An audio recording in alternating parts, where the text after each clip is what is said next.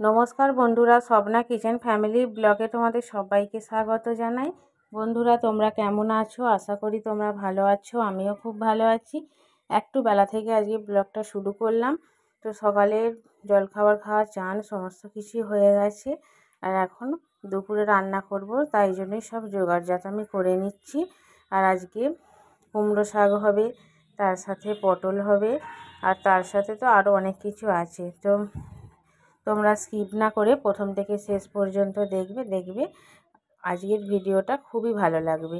তো রান্নায় বসিয়ে দিয়েছি। এদিকে রান্না আমার প্রায় হয়েই এসেছে, আর অল্পটুকু রান্না বাকি রয়েছে, তাহলেই রান্না আমার কমপ্লিট হয়ে যাবে। আর কি কি রান্না করছি সেটাও তোমাদের ঘরে বলে দেব। এখানে মিঠাই দেখো, চান টান সমস্ত কিছু করা হয়ে গেছে। আর ওকে একটা আপেল কেটে দিয়েছি, তো আপেলটা নিয়ে বসে বসে খাচ্ছে। আমি একটা চাইছি বলে আমাকে দেবে না, ঘুরে যাচ্ছে।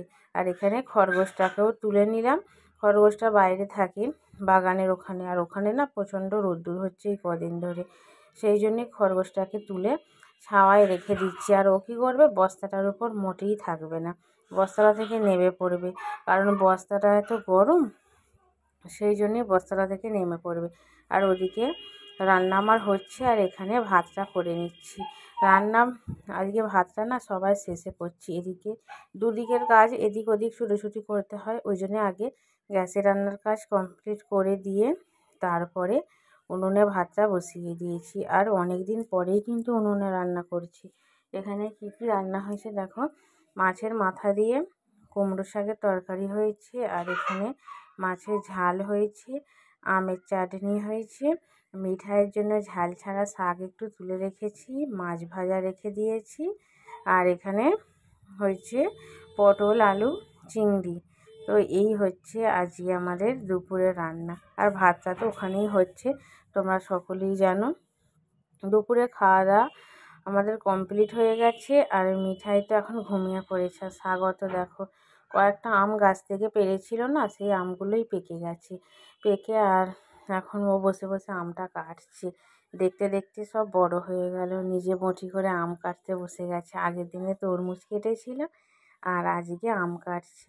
আর পায়ে দেখো আলতাটা এখনও ওঠেনি।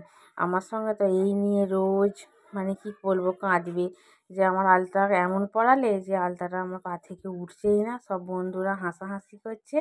আর এখন মিঠাই ঘুম থেকে উঠে পড়েছে, আমার হাতটা ধরবে না, ওই জন্য ওর হাতটা পিছন দিকে রেখে দিয়েছে, দিয়ে আর ছাদের উপর উঠছে। ছাদে তো হাওয়ার মধ্যে জামা কাপড় সব শুকনো করতে দিয়েছি। আর এই যে দেখো ও কী জামা পরেছে না, সেটাই দেখাচ্ছে। আর একেবারে পাকা হয়ে গেছে, গেটটা নিজেই খুলছে। আর আমি একটু জল নিয়ে এলাম, বেশ রোদ্দুর বেরিয়েছে না, গাছগুলো অনেকটাই শুকিয়ে গেছে। তো বেশ কিছুদিন ধরে বৃষ্টি পড়ছিল, জল দেওয়ার প্রয়োজন হচ্ছিল না, আবারও শুকিয়ে গেছে।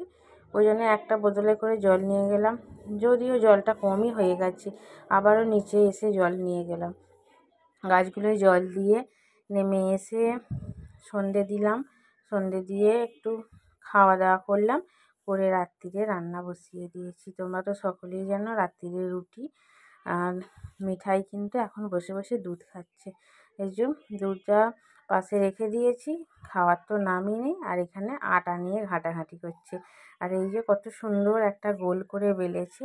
আমি না ওকে এটা ধরিয়ে দিয়ে আর ওদিকে চলে গেছি রুটি করতে, ওই জন্য ওর সেইভাবে কোনো খেয়াল নেই। আর এখানে দেখো একটা কাঠের গরুর গাড়ি ছিল, সেই গরুর গাড়িটাকে উপরে চেপে ও নিজে নিজে যা আসা করছে, দেখে হাসিও পাচ্ছে। আমাকে আবার বলছে, মামনি তুমি এই গাড়িটার উপরে চাপো, তুমি আর আমি চেপে মামার বাড়ি যাব। এখন বসে বসে খেলা করছে। আমার রান্নাও হয়ে গেছে, আর ওকে একটুখানি পরিয়ে দিলাম, পরিয়ে দিয়ে তারপরে এই যে খেলা করছে এদিক ওদিক করে। আর স্বাগতকে বলছে, দাদা ভাই তুমি একটু চাপো, আমি একটু চাপি।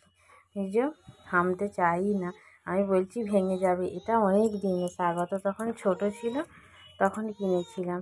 যাই হোক, বের করে খেলা করে নিচ্ছে, জায়গাটা অনেকই ফাঁকা হয়ে যাচ্ছে, কারণ নতুন জিনিস ছিল না, সেগুলো ফেলে দিতে মন খারাপ হতো, আর ওই জন্যই তুলে রাখা ছিল। এখন মিঠাই নিয়ে খেলা করছে, আর আমি এখানে মিঠাইয়ের পাশে বসে আছি। আর যা গরম রেখেছে না, ভালোও লাগছে না, যেন মনে হয় ছানেতেই বসে থাকি। যতই পাখা চলুক গরমে মানে কী বলবো, প্রাণ একেবারে অতিষ্ঠ হয়ে যাচ্ছে। তো বন্ধুরা, আমি একটু ওপরে চলে এলাম। আর উপরে কেন এলাম সেটাও দেখাই। আর ওপরে না কিছু জামা কাপড় ছিল, আগের দিনে স্বাগত পুজোর জন্যে যেসব জামা কাপড়গুলো পরে গিয়েছিল, আমিও গিয়েছিলাম, সেগুলো সব কেচে শুকনো করতে দিয়েছিলাম। তো এবার সেই জামা কাপড়গুলো ওপরের ঘরেতে ছাদ থেকে তুলে রেখে দিয়েছি, নিচে আর নামাইনি। সেগুলোই গুছাবো। আর সন্ধে দিয়েছিলাম, তো ধুনো দিয়েছিলাম, সেই ধুনোটাও জানালায় বসানো রয়েছে। তো এই কাজকর্মগুলো করব। আজকে তো শুধু রুটি করেছি, ওবেলা তরকারি ছিল, হয়ে যাবে। বন্ধুরা, ব্লগটা এখানেই শেষ করছি। বাই।